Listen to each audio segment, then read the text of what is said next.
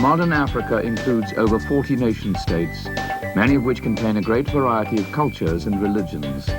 Some observers have estimated that as many as 1,000 languages are spoken on this great continent.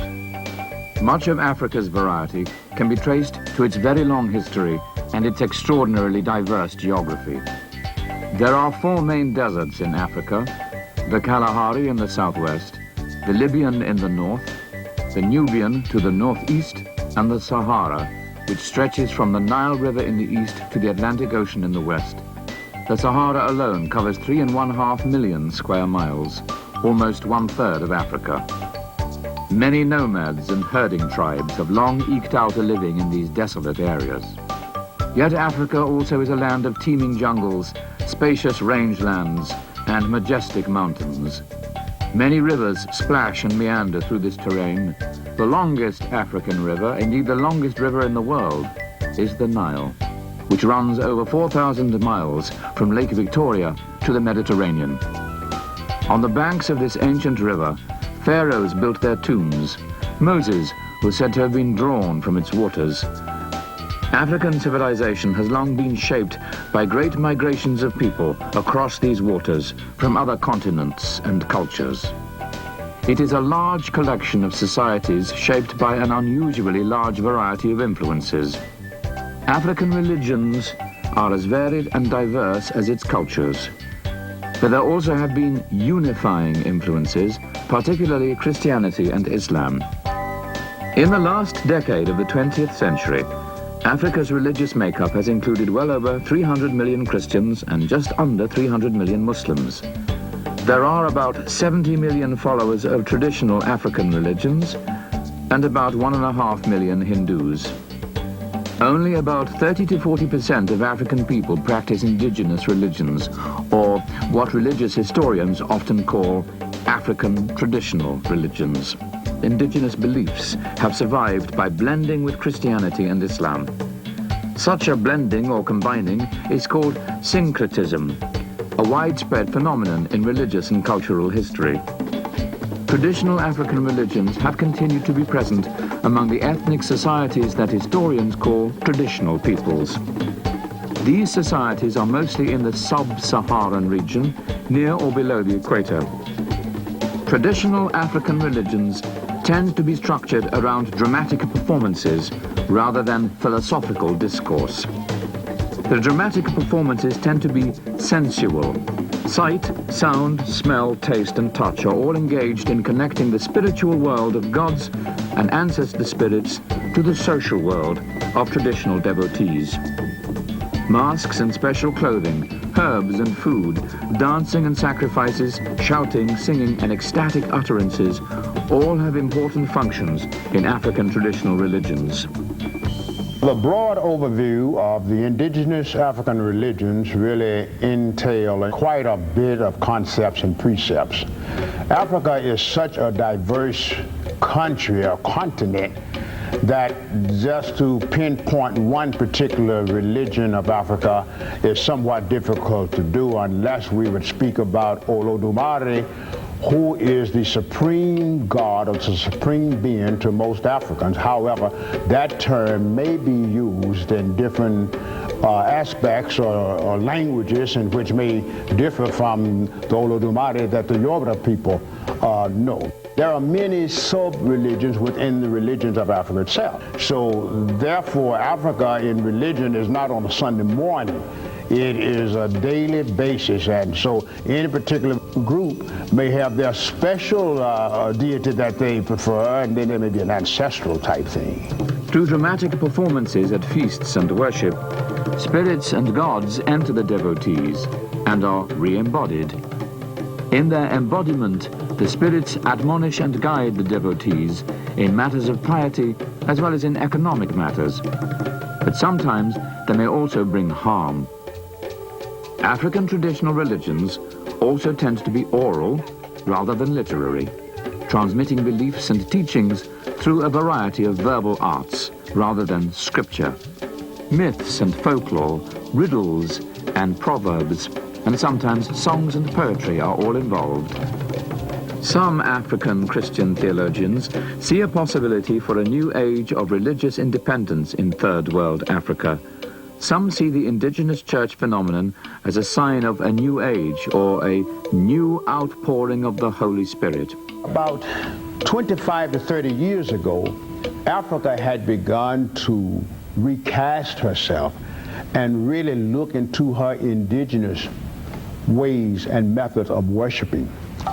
I remember many of them telling me that, yes, when the missionary comes, they bring out the piano, roll it out, and they begin to sing the droll songs that they would call them and this and that. They say, but as the missionaries would return, then they would get the tom-tom, as they called it, the drums, and they would begin to go back into their indigenous feelings. We look upon Africa now as Africa is able now to practice her religious aspects of spirituality the way she wants to and not governed by the colonials. African separatist movements originally thrived by converting followers of traditional religions either to Christianity or to Islam. But the more recent revival of African traditional religion is different. It attempts to rediscover or reaffirm traditional African practices after centuries of Christian and Muslim domination.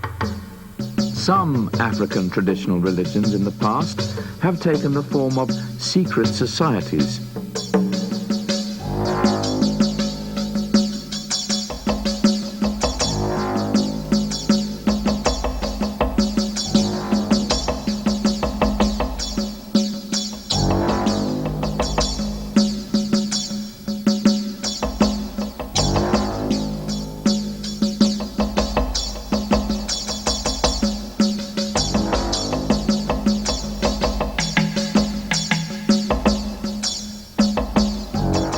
Now, secret societies have become yet another element of Africa's neo-traditional movements.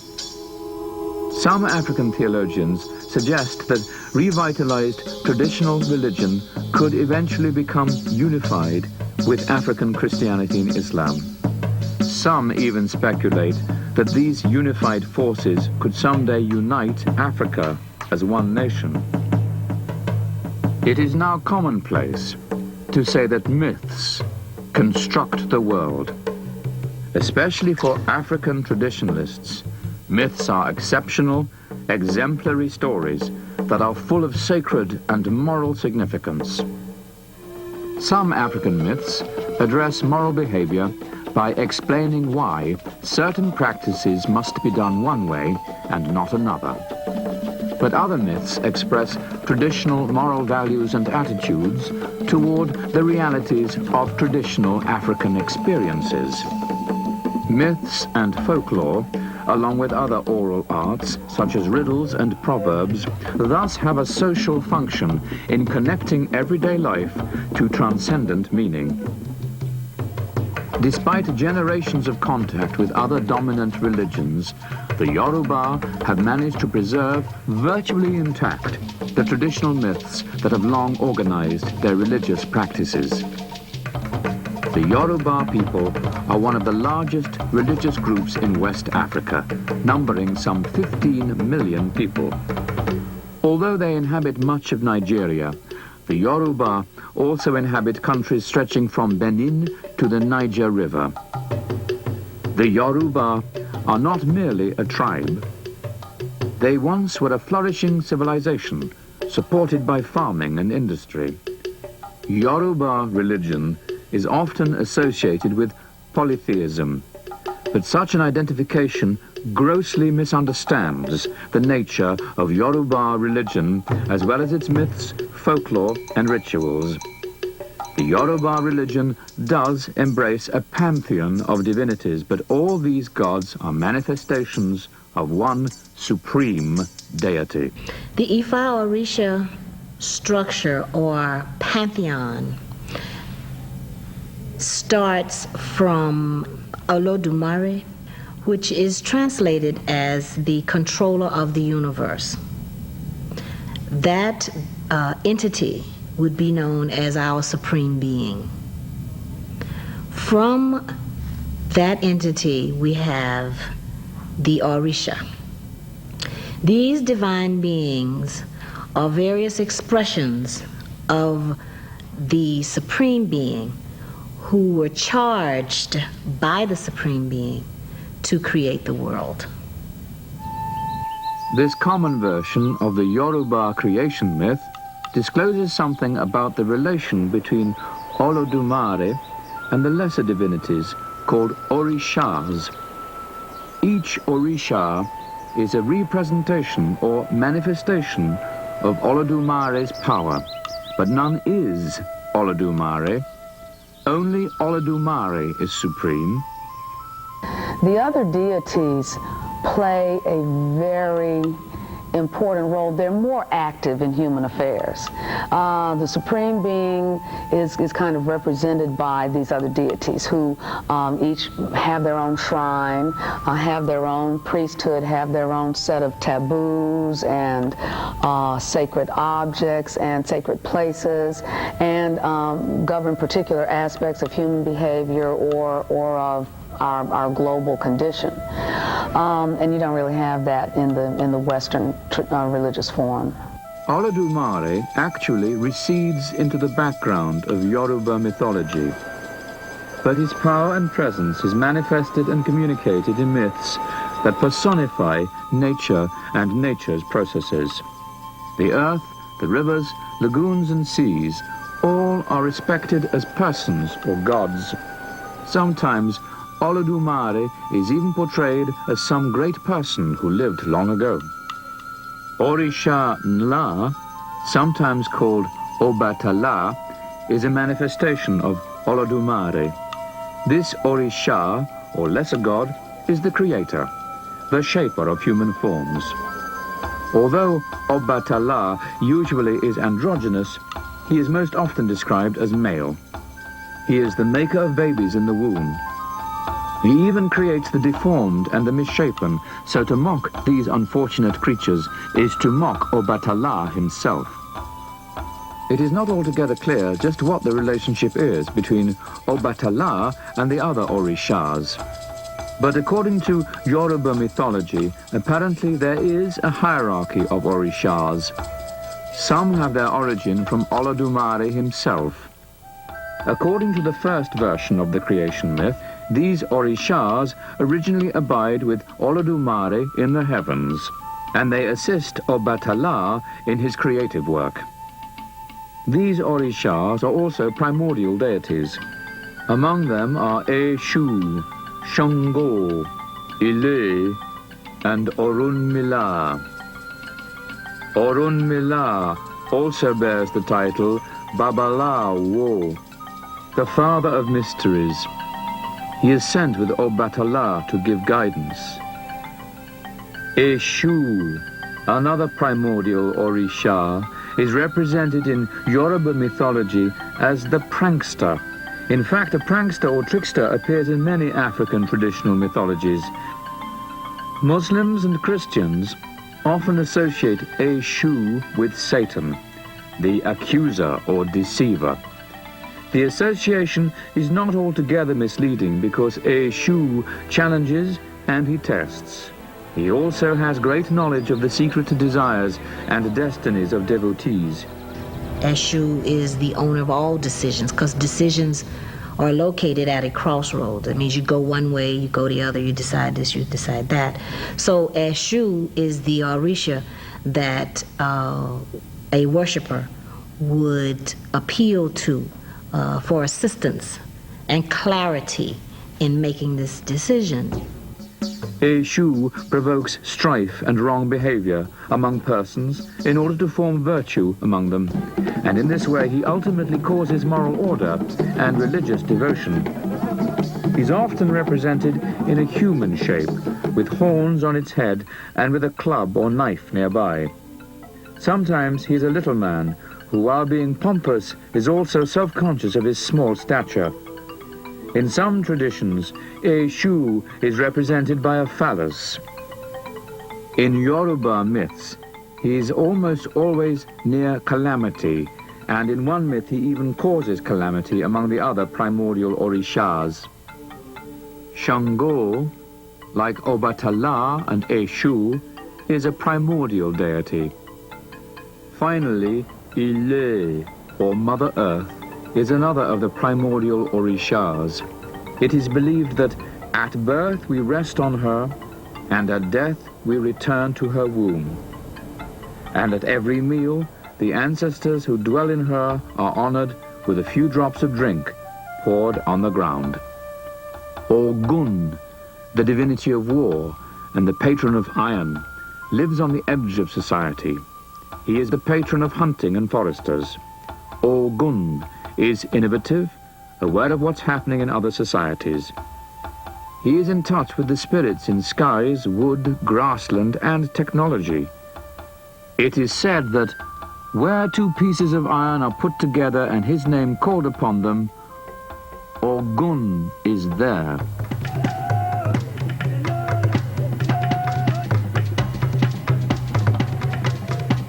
Among the Shona of Zimbabwe, ancestors are the intercessors between the supreme God and the community of the living.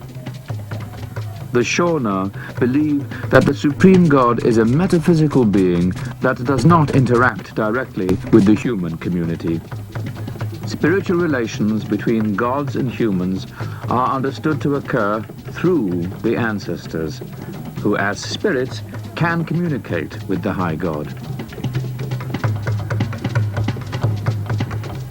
But Shona ancestors also are human spirits who remain connected to their earthly society.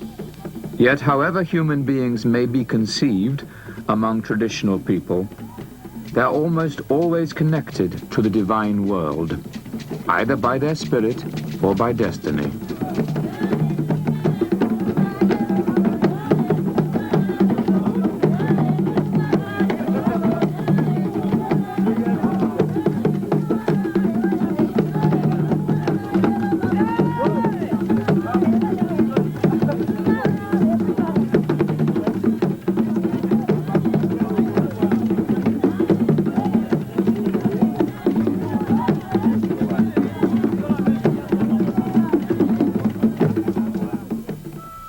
Ancestor devotion implies interdependency because ancestors mediate the community's life with the divine life. Ancestors actively participate in both the realms of the dead and the living. The Jogi, which are the plural of Jok, are not always either friendly or evil presences at certain shrines. These spirits and powers also are involved in the society's conflicts with other Jogi. Some of these Jogi are thought to bring about calamity, especially sickness. The Acholi practice rituals to appease or extirpate them, sometimes by long and tortuous ordeals. The Acholi healing ritual first involves a practitioner, a diviner, who diagnoses an affliction as having been caused by a joke. Joined by the attendants and the family, the healer and his or her assistants will sing joke songs. Drums and rattle gourds will be used to sound various rhythms. In the process, sometimes the joke might possess the healer, causing him or her to shake violently. If this happens, the ritual will stop. The healer may have to call for someone with more experience, seniority, and strength in order to continue the treatment. Traditional African medicines are made from tree bark, sap, and extracts from roots and other herbal sources. But as we've observed in the Acholi ritual healing, pharmaceutical treatment and divination cooperate in restoring vitality to one whose sickness is understood essentially to be a spiritual ailment. The Yoruba, like others committed to African traditional religions, regard human beings as composite. The spirit returns to Olodumare, the supreme deity, while the body returns to Ile, Mother Earth. After a death, and on certain other occasions, traditional Africans will celebrate in a dancing ritual called the Egungun. The Egungun celebration is exclusive in its performance. Women and children are forbidden to come near this spirit, which is also to come near the dead. But the Gelede is the most inclusive of Yoruba feasts and ceremonies. The Gelede primarily honors the ancestresses, and women and children are essential to its power. Two revolutions directly and profoundly affected African culture and religion. The first revolution was a technological advance that made it possible to establish a slave trade in the Atlantic basin. The second revolution was an economic development that made the slave trade highly profitable.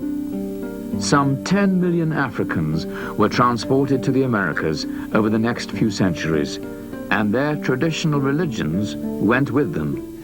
When Africans were brought to America and enslaved, it was those very priests and priestesses acting in secrecy who served as doctors, for one, but also they were able to keep that identity alive, and they were able to really project a kind of spiritual force and energy that allowed people to survive through those devastating kinds of circumstances. With the invention of sailing ships that could sail closer to the wind, and with improvements to ship hulls and rigs, Portuguese mariners by the early 15th century could successfully navigate south to Senegal in northwest Africa and still return north. This opened an effective route from Europe to sub-Saharan Africa.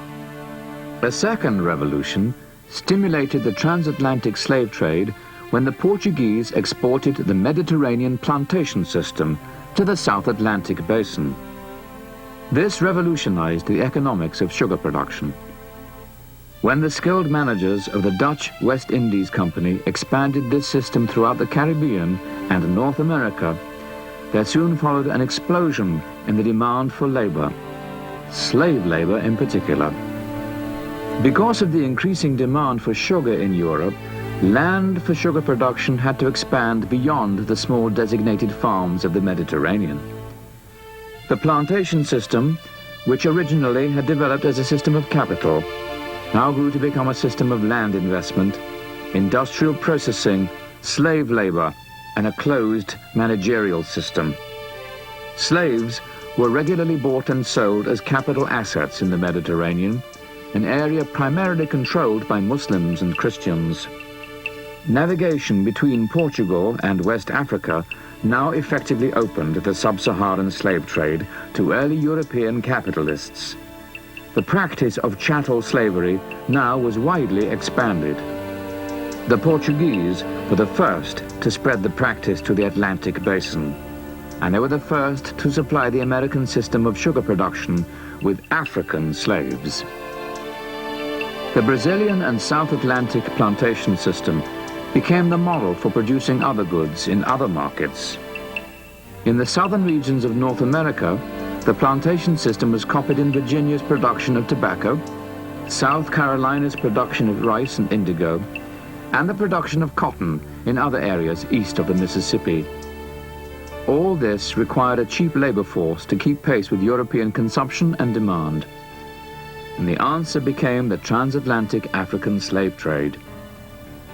Of the approximately 10 million slaves who entered the plantation system in the Americas between 1502 and 1860, between 500,000 and 700,000 were brought into North America.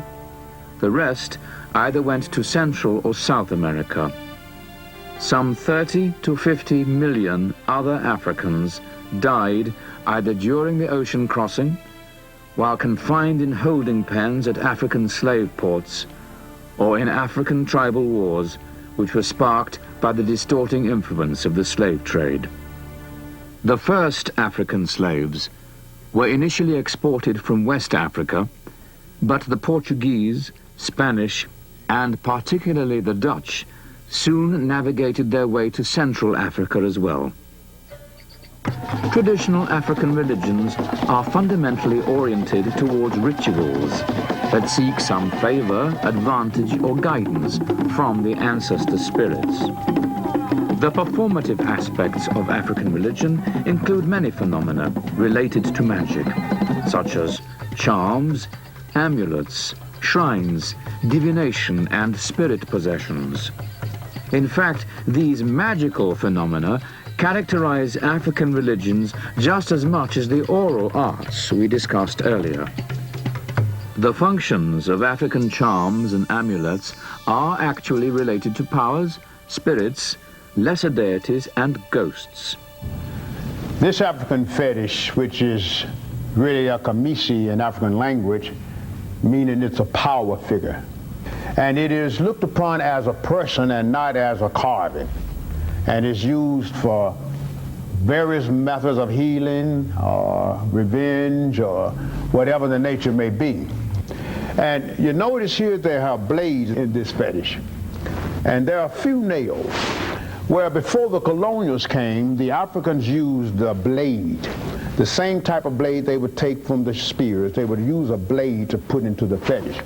To give you a good example, if I'm the medicine man, I'm the chief priestess of spirituality and healing in the village, and one of my villagers come to me and they would ask me and say, listen, there is a pain in my side. The spiritual man or the medicine man would take and drive a wedge or blade in this particular object right where the person is complaining about the pain.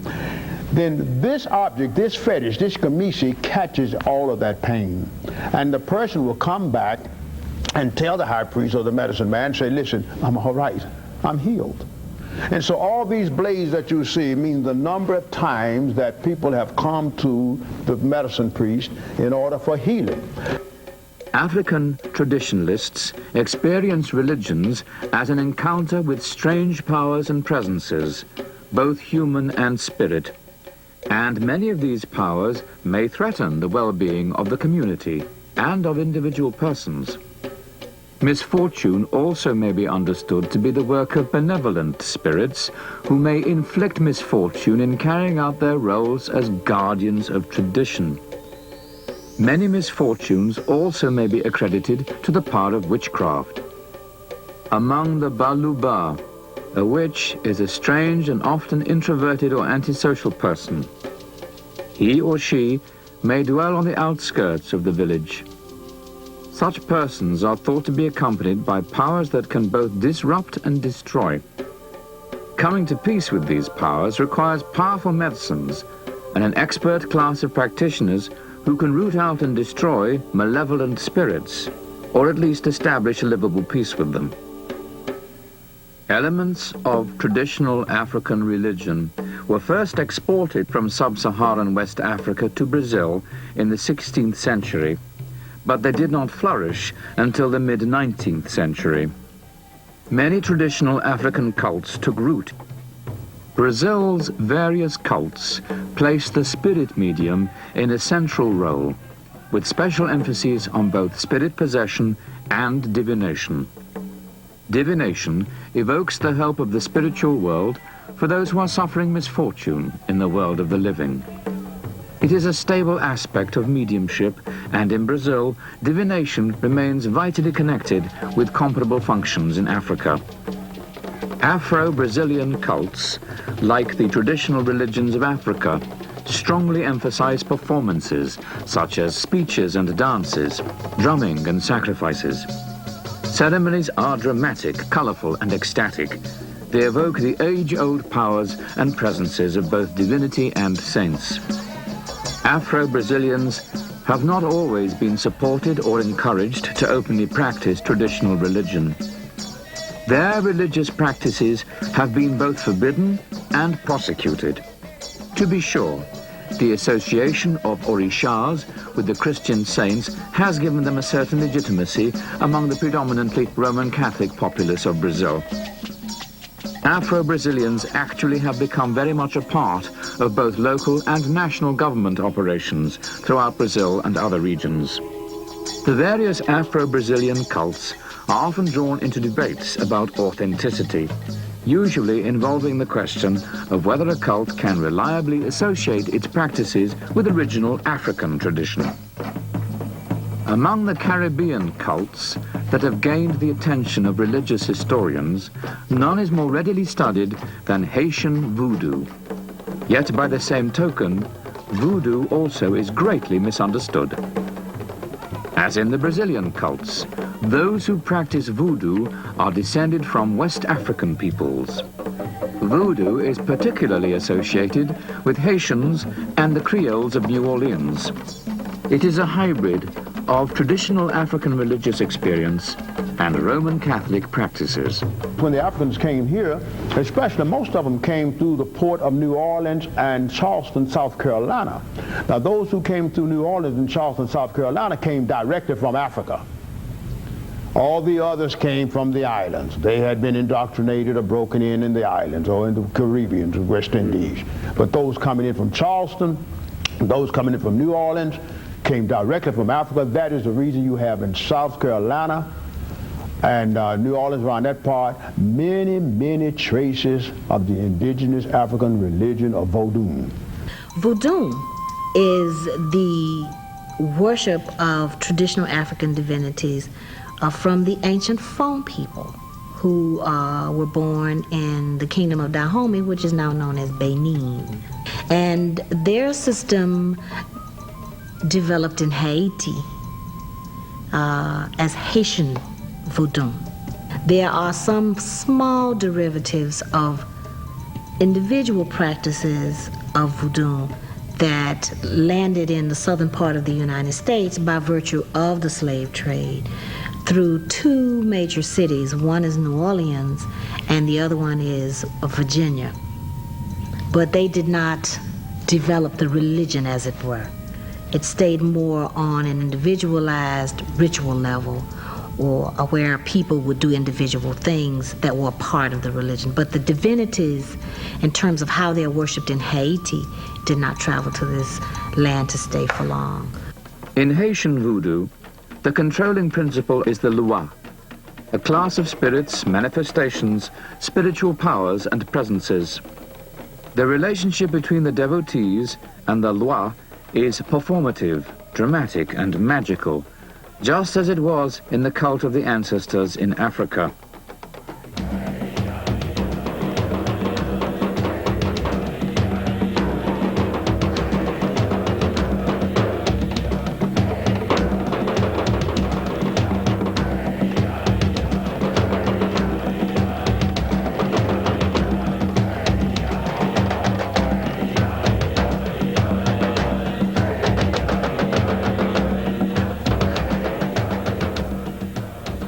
The practice of voodoo has begun to recede as Haiti has neared the end of the 20th century.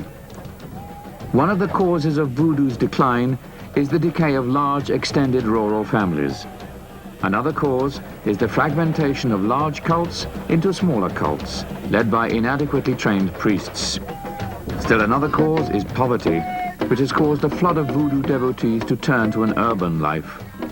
In the cities, these devotees are distracted from traditional agrarian concerns and the demands of ancestral spirits.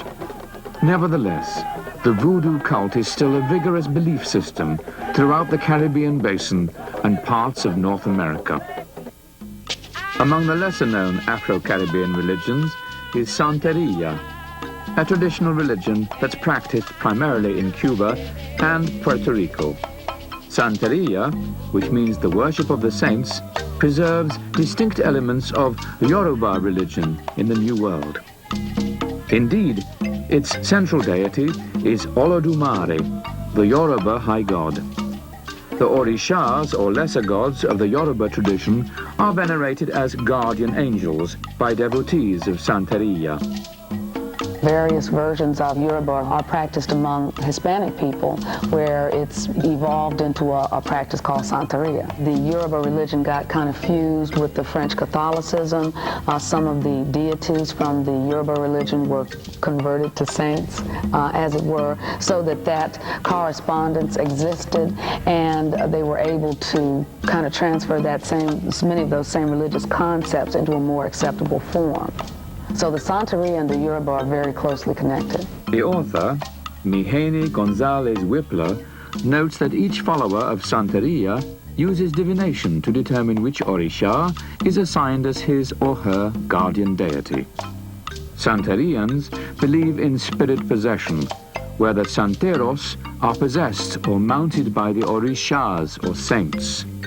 In such possessions, the Santero becomes the medium by which an Orisha or saint speaks face-to-face with the devotees. All of this involves a long and complicated system of initiation for each devotee of Santeria. Love is a virtue of Lord Almighty. To attain and maintain our true loving spirit, we must sacrifice and nurture the spirit daily. Omituto represents the coolness of Eji Agbe. Purification, good character, and long life. May we both have Omituto. Are you buying it?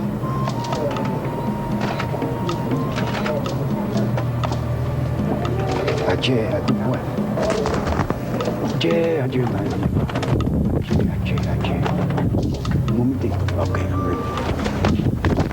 Before we go out, may you kiss the bride.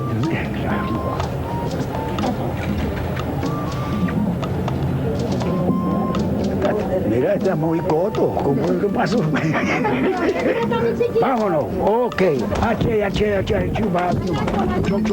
Cuba's Spanish Catholic slave owners once associated Santeria with devilcraft, and devotees were subject to persecution, so its practices were long conducted under great secrecy. Like voodoo, Santeria is still shrouded in secrecy, and also like voodoo, outsiders regard Santeria as exotic and diabolical. Santeria is viewed suspiciously, particularly because sacrifice has a central role in its rituals, and blood sacrifice may well be practiced when the spiritual stakes are high. Neo-traditional African cults are not as prevalent in the United States as they are in the South Atlantic Basin. The study of African American religion in the United States tends to be tied to the cultural ascendancy of African American Protestantism, as opposed to African American Catholicism, African American Islam, and African neo-traditional cults. This emphasis on African American Protestantism is primarily based on the history of contact between African slaves and Protestant British colonists. In other words, it was American Protestantism that legitimized the institution of slavery in the US. And so it was Protestantism that the early slaves were exposed to. Sociologists such as C. Eric Lincoln and Lawrence Mamiya tend to describe African American Christianity in North America in terms of the black church. Sociologically, the black churches are said to be constituted by any black Christian person if he or she is a member of a black congregation. The black churches, thus defined, are the 7 major, independent, historic and totally black-controlled denominations, and together they claim some 80% of black church memberships at the end of the 20th century. Certainly one thing we would have to say that has carried over from the traditional African religions and is present throughout all of African American culture and in the religion too is the music. You know, the music, the singing, the gospels, the gospel music, the spirituals, just that whole body of religious performance, I guess, which is very much part of the African expressiveness, the way everybody in the congregation becomes involved and people jump up and shout and dance and are moved, and the rhythm of the service, you know how it works up, it builds up to an intensity and then it comes down, and it definitely has a pattern, and it has a format that allows and encourages everyone to participate and everyone to be involved.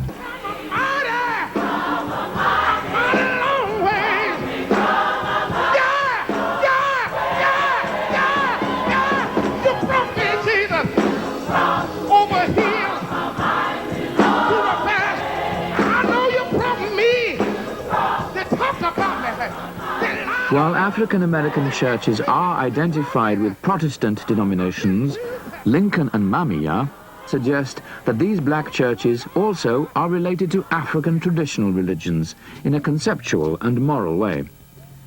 They explain the relation in terms of what they call a black sacred cosmos, which is a parallel universe to European Christianity.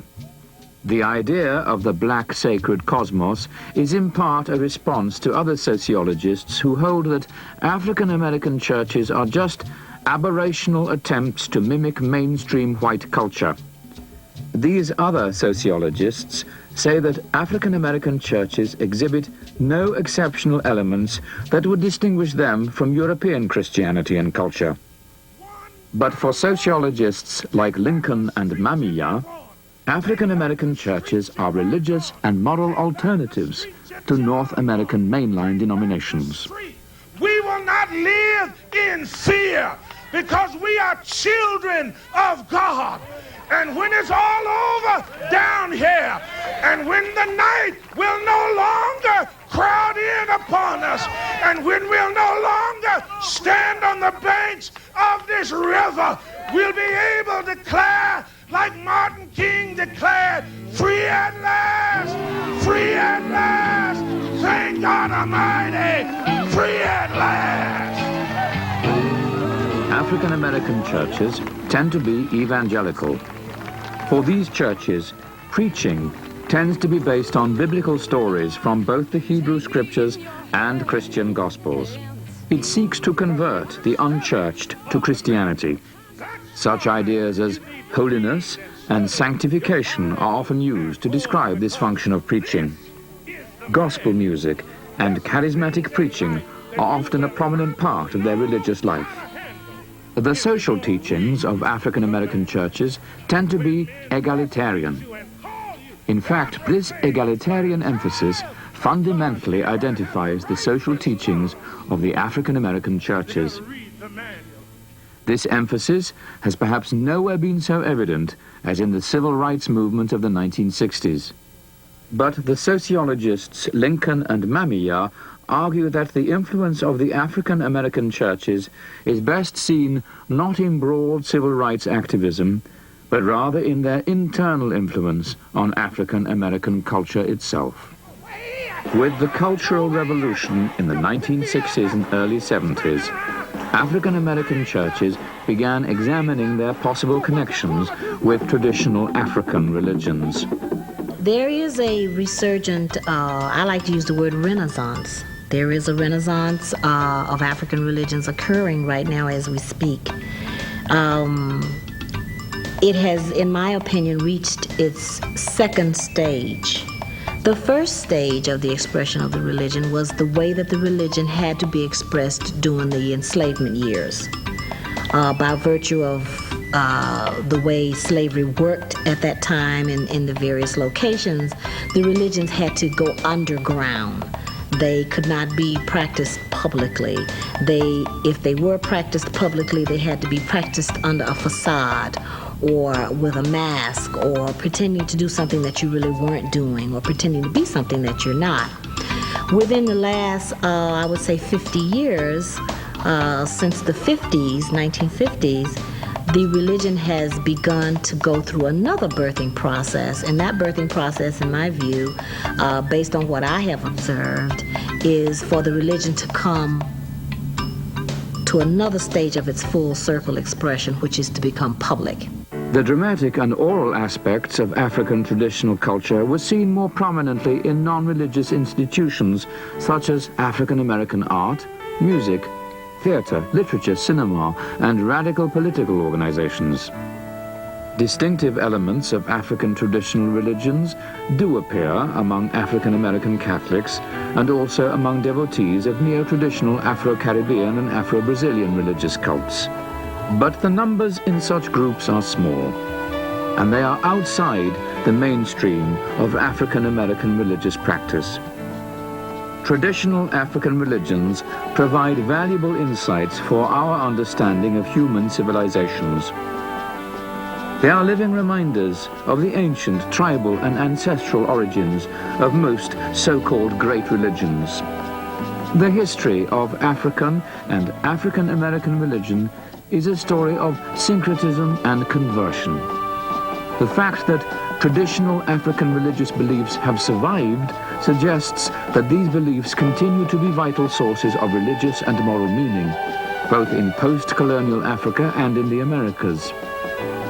African traditional religions can effectively focus religious experience in a variety of oral arts and dramatic performances, whether in Africa's indigenous church movements or neo-traditional movements, in Haiti's voodoo and Cuba's Santeria.